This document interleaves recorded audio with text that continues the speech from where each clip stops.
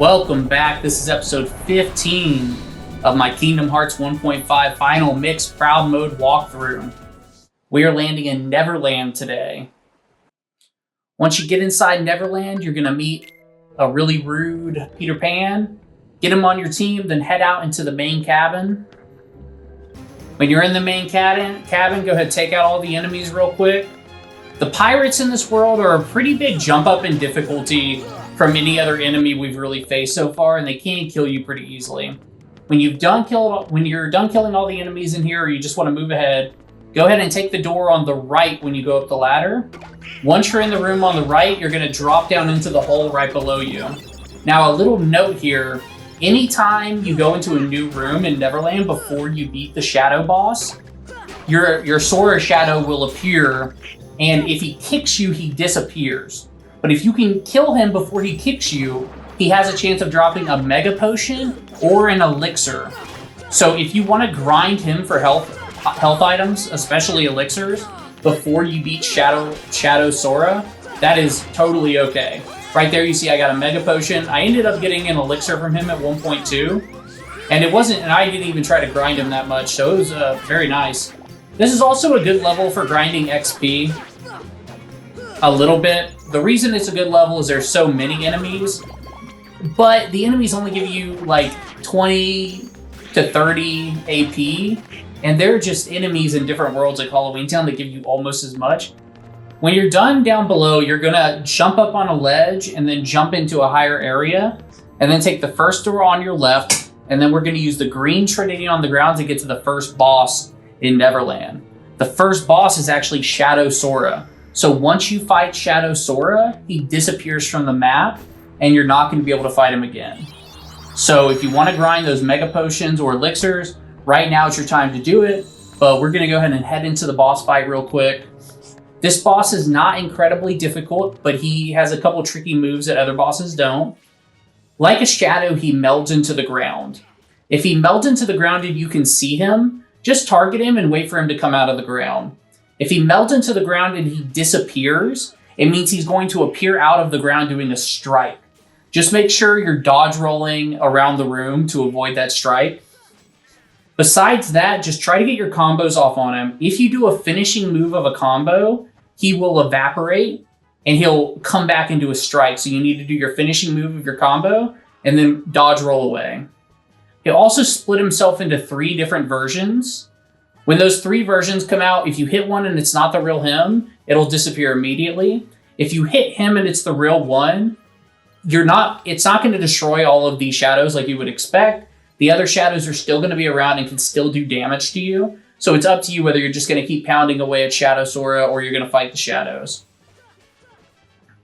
So around this part in the fight is when he's going to start disappearing when you finish a combo on him.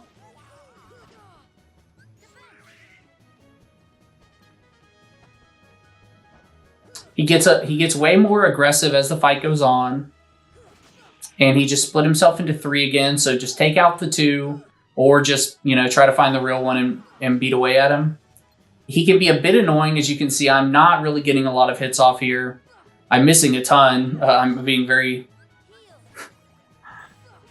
So right here, he'll disappear. So I finished a combo and he kind of evaporates and then comes back.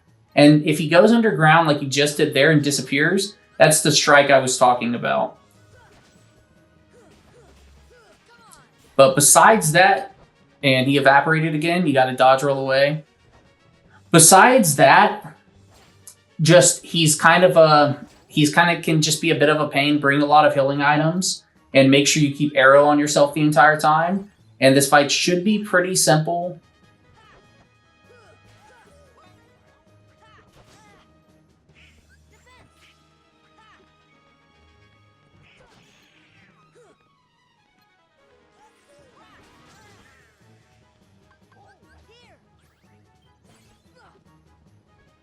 He disappears again, so we're going to dodge roll to avoid his strikes. It doesn't always work. Sometimes I do get hit by his strikes, like right there.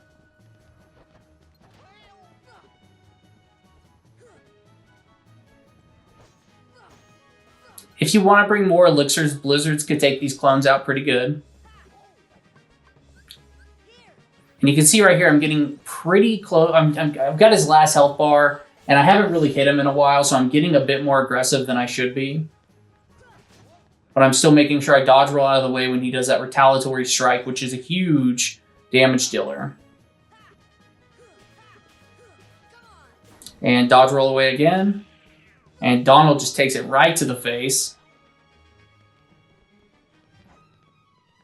I'm dodge rolling around to just kind of avoid his upward strike.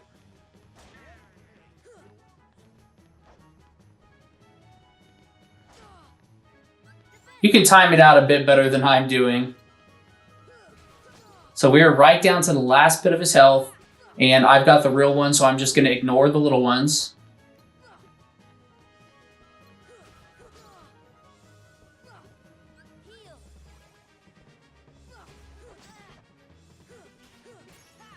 Okay, and that's how you take out Shadow Sora. He can be a bit annoying. Right when you're done with this fight, you're going to watch a couple more cutscenes, and when you get control of your character, turn around, and there should be a box on a bed.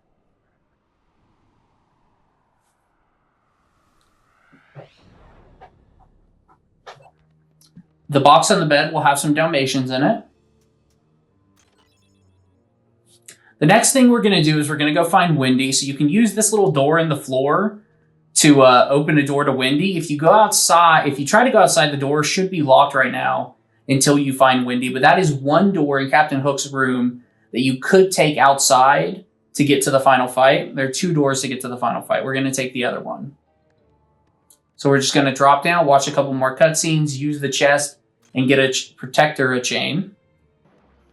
And now we're heading back into like the second main hall we were in. And the room that had the green trinity, we're just going out the door directly across from it to get to the deck of the ship. When you get on the deck of the ship, this starts the boss fight. You'll watch a couple of cutscenes. This boss fight starts with 3 waves of Heartless. So Captain Hook can be a bit tricky by himself because he's just like, he's a much more basic boss than a lot of the Disney bosses in this game. But, you know, he's a really fun boss. So you have these 3 waves of Heartless. The first wave is just 4 regular old pirates on the deck of the ship. The next wave is going to be 4 air pirates. And you've gained the ability to fly at this point.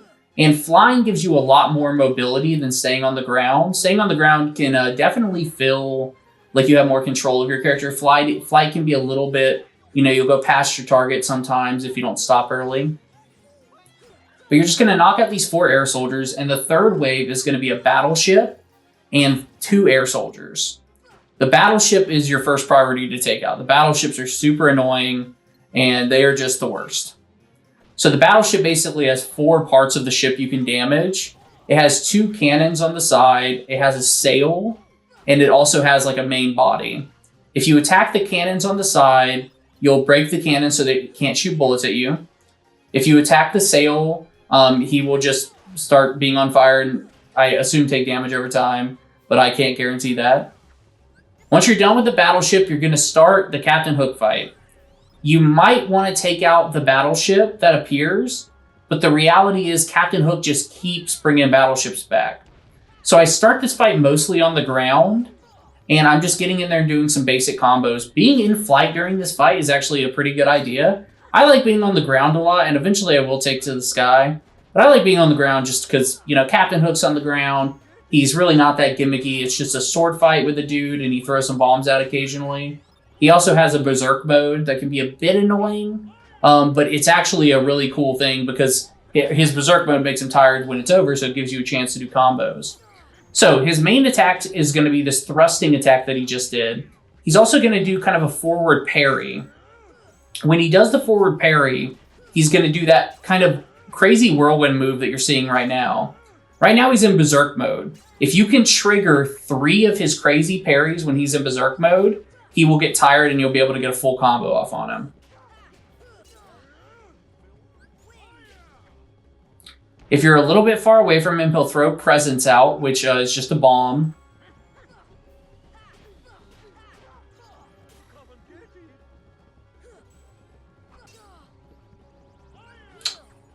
So if you want any health or magic back, the pirate ship is an option to hit and take out to get some of those items.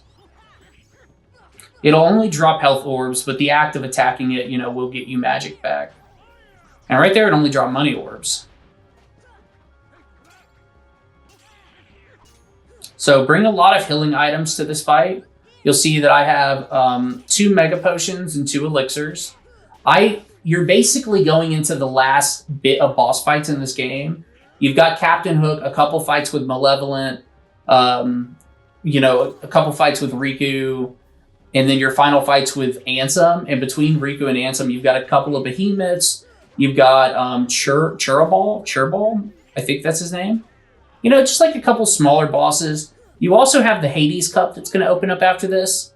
But you're basically going into the end stretch of the game where all these items you've been hoarding at this point, if you're not going to start using them now, you're probably not going to use them at all.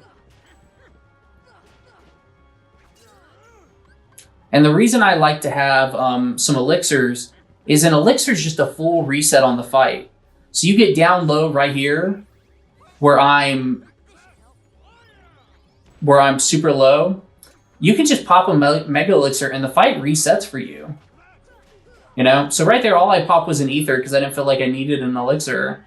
But that's really the power of elixirs at this point in the game is, you're having a hard boss fight, you're low on resources, and it's just a nice full reset for you. And very often when I was a kid, I would just hold on to them forever. But I really think this is the part of the game where it's time to start using those items. Okay, so we beat Captain Hook. After beating Captain Hook, we're going to go into a couple of cutscenes. And we're going to get...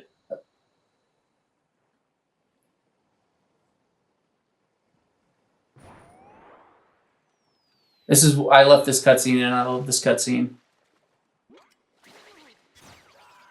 Captain Hook. Okay, you gain the amazing ability Ars Arcanum from that. Ars Arcanum isn't an ability I'm going to spam too much, but it's really strong. It scales off of strength, which I really, really wish it scaled off of magic. So when you're done here, what I'm gonna show you is a couple of little secrets you can get in Neverland before we head out. So the first thing is just a normal box that's on the ground. It's going to have a Flare G. Easy to get. When you're done with that, jump off and fly around the clock tower. And you'll notice that all the clock towers are at midnight except for one. So once you find the clock tower that's not at midnight, which is the one right beside Windy and the save point, and see they're all at midnight and you'll notice one isn't. We're going to circle back to the clock tower that's not on midnight. I just wanted to show you around the clock tower. And we're going to hit the arm until it goes to midnight. It's going to take 3 hits.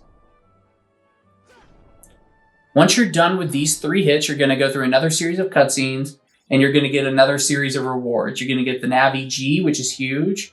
You're going to get Tinkerbell. You're going to get Fairy Harp, the new Keyblade, and you're going to get the ability Glide.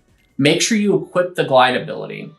Go back to your gummy ship and then load right back into the clock tower to trigger the first secret. You're going to see these glowing doors, and you'll see the 1 p.m. or the 1 o'clock door open for me. Every hour in the game corresponds to a different hour, every hour of your playtime. Once you're done here, you're going to load back to your gummy ship. So you have 12 different rewards you can get from the clock tower. So please come back every hour and check the clock tower to get some really good rewards. And if you need a guide on what you get where, there are a lot of great things. A lot of great guides, especially KH guides, which I do link in the comments to their YouTube. Go back to the cabin hold and defeat all the enemies in the cabin. And you are going to fly straight up in the cabin when they're all dead. And you're going to grab the 2 last chests we're going to get here. The first chest is going to have some Dalmatians in it. And the second chest is just going to have a gummy ship piece. I want to say it's a paper G. The only other items you can get here are from the Yellow Trinity. Immediately head back to Traverse Town, and we are going to load up. We're going to talk to Sid behind the accessory shop, and we're going to load up the new gummy piece we just got. Okay, you're done with Neverland and everything that's associated with it. So it's time to get ready for going into the end game, which is super fun. First things first, the Hades Cup just opened up. That's huge. We also have the Hercules Cup, which we're going to knock out and get 2 new Keyblades, Metal Chocobo and Olympus. I'm super excited for those, so stay in touch. like, subscribe, all those things. You know what I'm saying.